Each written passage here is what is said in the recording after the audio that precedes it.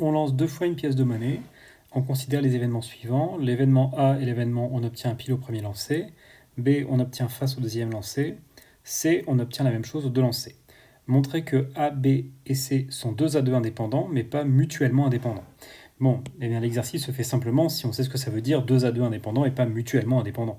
Donc ça veut dire quoi? Que A, B, C sont 2 à 2 indépendants, donc le rappel je le fais en rouge, 2 à 2 indépendants, mais en fait c'est si on a que la probabilité de A inter B est égale à la proba de A fois la proba de B, P de A inter C est égal à proba de A fois proba de C, P de B inter C est égal à proba de B fois proba de C, mais, P de A inter B inter C n'est pas égal à la proba de A fois la proba de B fois la proba de C. Alors, pour être plus précis, ça, c'est la définition de 2 à 2 indépendants, et ça, c'est la définition de mutuellement indépendant.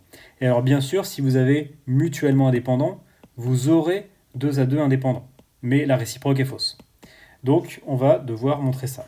Ben, c'est quoi la proba de A inter B? Bon, obtenir un pile au premier lancer et un face au deuxième.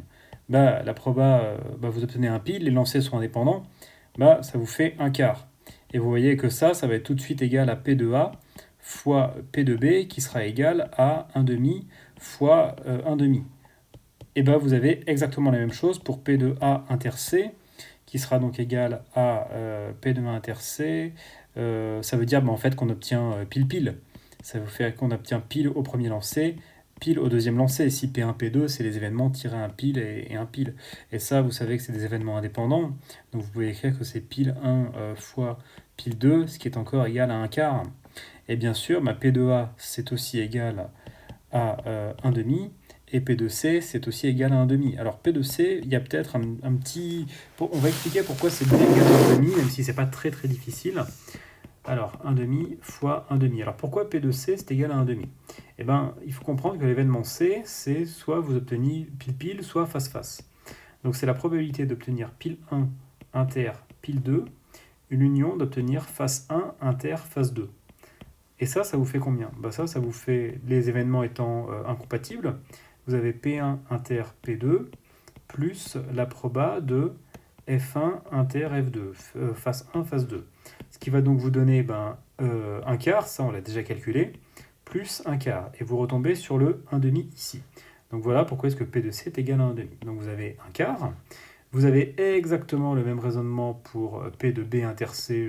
C'est la même chose que pour P de A inter C, donc je ne vais pas le détailler. Par contre, ça fait quoi l'événement? C'est quoi l'événement A inter B inter C? On obtient un pile au premier lancer et un face au deuxième, mais en même temps la même chose aux deux lancers. Vous voyez bien que c'est pas possible.